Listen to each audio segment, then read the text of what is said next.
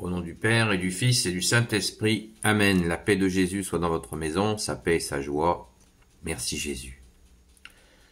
Saint Évangile selon Saint Jean, chapitre 5, versets 1 à 14. Que ta parole, ô Jésus, rentre dans mon esprit, que ta parole rentre dans mon cœur, que ma bouche proclame ta parole et que ta parole rentre dans mon cœur. Le paralysé de la piscine de Bethesda. Après cela, il y eut une fête des Juifs et Jésus monta à Jérusalem. À Jérusalem, près de la porte des brebis, il y a une piscine appelée en hébreu Bethesda. Elle a 5 rangées d'arcades et sous les arcades était étendue une quantité de malades avec des aveugles, des boiteux et paralysés. Tous attendaient que l'eau bouge.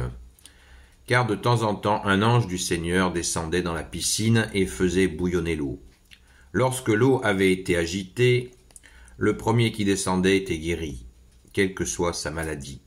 Il y avait donc là un homme qui était infirme depuis 38 ans. Jésus le voit étendu. Quand il apprend que l'homme est là depuis fort longtemps, il lui dit « Veux-tu guérir ? Seigneur, vous savez que je n'ai personne pour me jeter dans la piscine. » Aussitôt que l'eau a été agitée et avant que j'y aille, un autre est déjà descendu. Jésus lui dit, alors lève-toi, prends ton brancard et marche. Au même moment, l'homme est guéri. Il prend son brancard et il marche.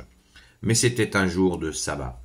Les Juifs dirent à celui qui avait été guéri, c'est le sabbat, tu ne peux pas transporter ton brancard. Il leur répondit, celui qui m'a guéri m'a dit d'emporter mon brancard et de marcher. Et lui demandèrent donc, « Mais qui est cet homme qui t'a dit, va, emporte-le » L'homme qui avait été guéri ne le savait pas, car Jésus avait disparu dans la foule. Plus tard, cependant, Jésus le rencontre dans le temple et lui dit, « Te voilà guéri, ne pêche plus, car il pourrait t'arriver bien pire. » L'homme alla donc dire aux Juifs que c'était Jésus qui l'avait guéri, et les Juifs s'indignèrent contre Jésus parce qu'ils avaient fait cela le jour du sabbat. Mais Jésus leur dit, « Mon Père est encore au travail, alors moi aussi je travaille. » Ainsi Jésus ne se contentait pas de violer la loi du sabbat, mais encore il appelait Dieu son propre Père, se faisant ainsi l'égal de lui. Avec cela, les Juifs avaient bien plus envie de le tuer. Merci Jésus pour ta parole. Nous allons lire maintenant le commentaire de la Bible. Pensez à lire les commentaires de la Bible dans la Bible des peuples. Bien sûr, je vous le conseille vivement. Pourquoi Jésus est-il allé à la piscine de Bethesda ?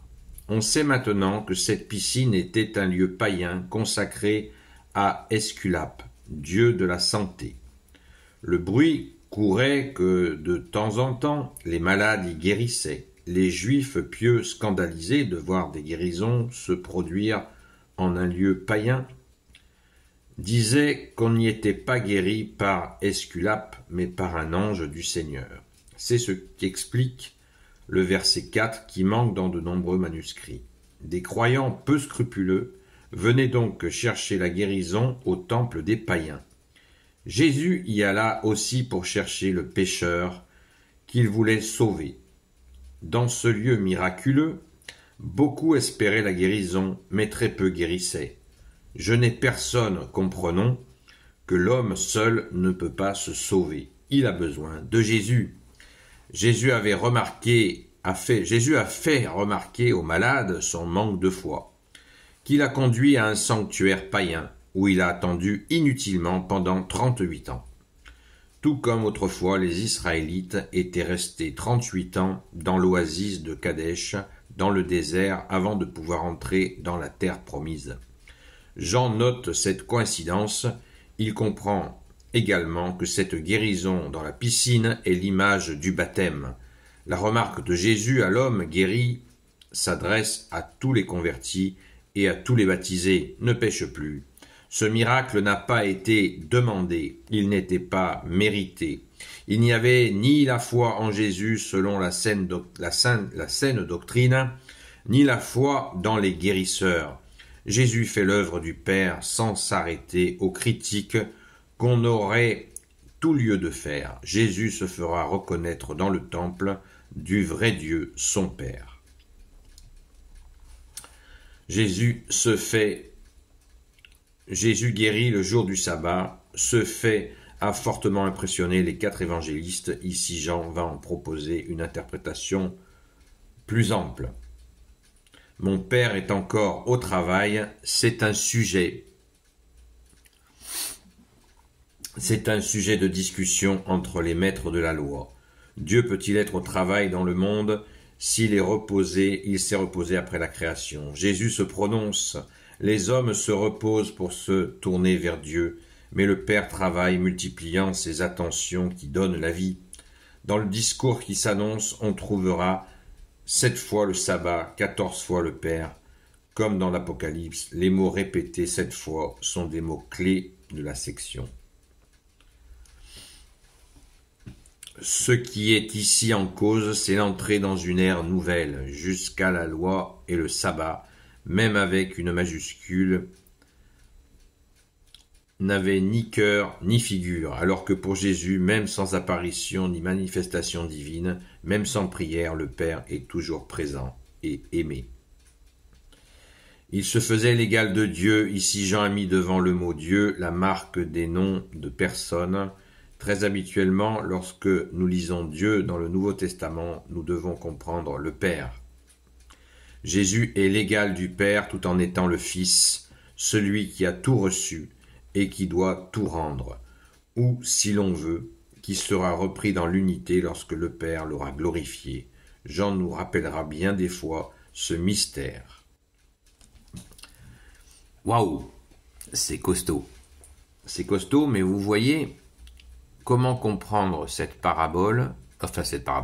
séquence d'évangile à propos de cette fameuse piscine de Bethesda. Vous en avez entendu toute la portée symbolique, toute cette venue de Jésus en ce lieu païen pour rétablir la présence de Dieu. Il est venu chercher le pécheur. Merci Jésus. C'est absolument magnifique. Je vous invite vraiment à vous replonger, c'est le cas de le dire, dans cette lecture. Et nous avons plongé dans le baptême par ta grâce, ô Jésus, et cela nous suffit. Nous sommes comblés. Merci Jésus. Donc, vous voyez qu'il est important d'étudier, de lire et surtout de comprendre par la grâce de notre seul enseignant, Jésus le Christ Jésus. Amen. Gloire soit au Père et au Fils et au Saint-Esprit. Amen. Ô Jésus, toi qui peux tout et qui portes tout, je te confie toutes celles et ceux qui regarderont cette vidéo, ainsi que leurs proches, selon ta seule volonté, ô Jésus. Sainte Marie, Reine des cieux, toi l'Immaculée Conception, toi qui écrases le serpent, toi qui as la lune sous tes pas, toi notre Mère, Notre-Dame. Saint Joseph, toi le juste et le saint, toi le sage, toi la terreur des démons, toi le saint gardien de la Sainte Église catholique apostolique. Sainte Marie-Madeleine, chère sainte patronne, et vous tous les saints et saintes, amis de Jésus. Je vous confie toutes celles et ceux qui regarderont cette vidéo, ainsi que leurs proches, selon ta seule volonté, ô Jésus. Pensez, s'il vous plaît, à prier. À prier parce que il y a donc un ralentissement du nombre de vues sur les vidéos de TikTok. Un ralentissement mystérieux. Voilà.